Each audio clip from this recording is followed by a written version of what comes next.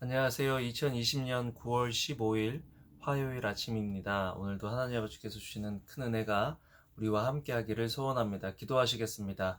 사랑과 은혜가 많으신 참 좋으신 하나님 아버지, 오늘도 주님의 은혜 보좌 앞에 나왔습니다. 주님께서 주시는 말씀이 우리에게 힘이 되고 소망이 되고 또 주님의 말씀대로 순종하게 되는 은혜가 있도록 주여 도와주시옵소서. 예수님 이름으로 기도합니다. 아멘. 여러분 잘 주무셨어요? 오늘은 예레미야 32장 1절에서 15절 말씀을 함께 묵상해 보길 원합니다. 참 예레미야의 삶을 보면 예레미야가 친구가 있었을까? 그런 생각을 해봐요.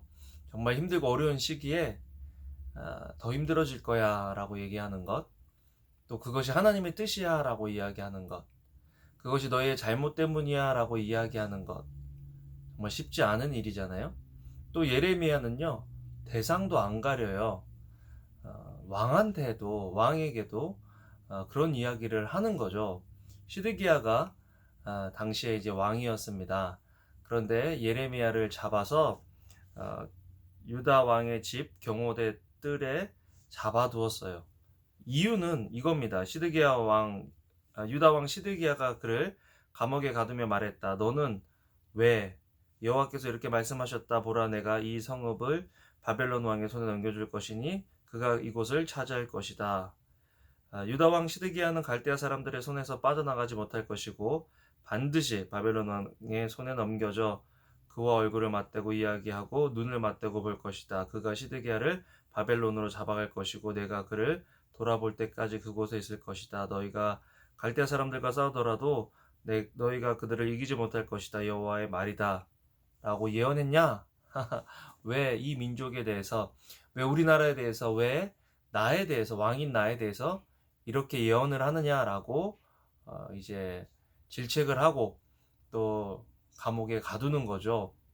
국민적인 사기가 떨어지고 또 왕에 대한 그런 이야기는 왕의 권위를 떨어뜨릴 수 있기 때문에 지금 왕은 바벨론과 싸워서 나라를 지키려고 하는데 왕에게조차도 당신도 하나님의 말씀에 의하면 바벨론에게 져서 바벨론의 포로로 잡혀갈 것입니다. 라고 이야기를 하고 있는가. 참, 예레미야의 가족들도 참 난감했을 것 같아요. 야, 쟤는 왜 저러니?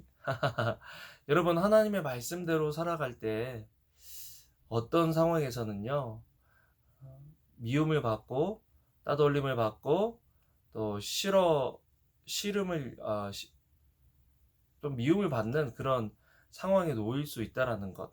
우리가 하나님을 믿고 따를 때 언제나 주변에 있는 사람들이 칭찬하고 좋아하고 또 언제나 당신이 옳습니다 하고 지지하는 그런 일들이 벌어지지 않을 수도 있다라는 것을 우리가 알아야 합니다. 특별히 지금은 각기 소견에 옳은 대로 살아가는 그런 시기이기 때문에 더욱 하나님의 말씀이 이렇습니다라고 이야기한다는 것은 그렇게 인기 있는 일이 아닐 수 있다라는 거죠.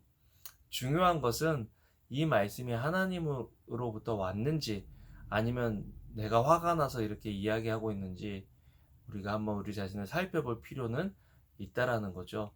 그러나 예레미야는 또 이런 상황에서 하나님의 회복의 소망에 대해서 이야기합니다. 그 당시에 이스라엘 백성들이 유다 민족이 원하고 있는 방식의 회복은 아니지만 바라는 소망은 아니지만 하나님께서 말씀하시는 회복 또 거기에 대한 소망을 시드기야와 이스라엘 백성들에게 이야기하고 있는 것들을 보게 됩니다. 그것이 이제 땅 문서를 사서 봉인된 것과 봉인되지 않는 증서 이것에 관한 이야기인데요. 왜 갑자기 이런 이야기를 했을까라고 생각할 수도 있는데요. 땅을 산다라는 것은 뭔가 그곳에 소망이 있고 자기가 사는 곳도 사는 땅이 지속될 거라는 것들을 기대하고 땅을 사는 거잖아요. 그런데 지금 예레미야는 계속해서 이스라엘의 멸망, 하나님의 심판에 대해서 이야기하고 너희가 이 땅이 황폐해질 것이다 라고 이야기하는데 왜 갑자기 땅을 사는 이야기를 하느냐? 네, 하나님께서 반드시 회복시켜 줄 것이라고 예레미야를 통해서 말씀해 주시는 거죠. 여러분, 우리가 기억해야 될 것이 있습니다. 하나님께서는 벌하시지만 또 믿는 자들을 향한 회복을 약속하신다라는 거죠.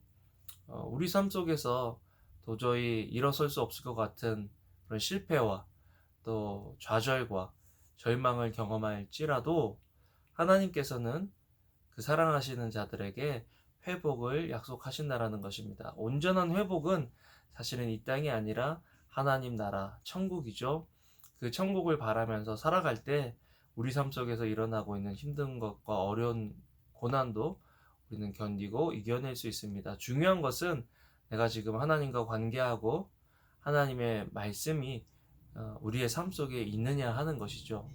여러분, 그런 의미에서 큐티가 굉장히 중요하고 또 성경을 읽고 듣는 것들이 굉장히 중요합니다. 오늘 하루를 살아가시면서요, 또 말씀을 보고 듣고 또 묵상하고 우리에게 주신 하나님의 음성이 있는 그런 하루 되기를 주님의 이름으로 축원합니다. 기도하시겠습니다.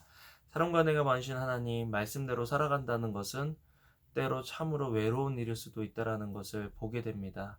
하나님, 다른 사람들을 심판하고 정죄하기 위해서 하나님의 말씀을 갖다 대는 것이 아니라 우리의 삶을 비춰보고 또 하나님의 뜻을 따라 살아갈 수 있도록 하나님 우리에게 오늘 말씀하여 주시고 그 말씀을 따라 순종하며 살아갈 수 있는 저희들 될 수 있도록 도와주세요. 절망 중에도 소망이 있도록 주님 우리 속에서 역사해 주세요. 감사합니다. 예수님 이름으로 기도합니다. 아멘. 여러분, 오늘도 좋은 하루 되시고요. 공기가 너무 안 좋죠?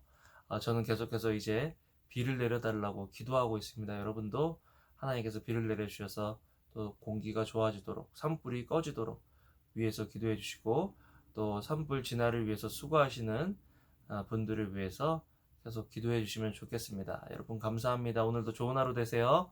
사랑합니다.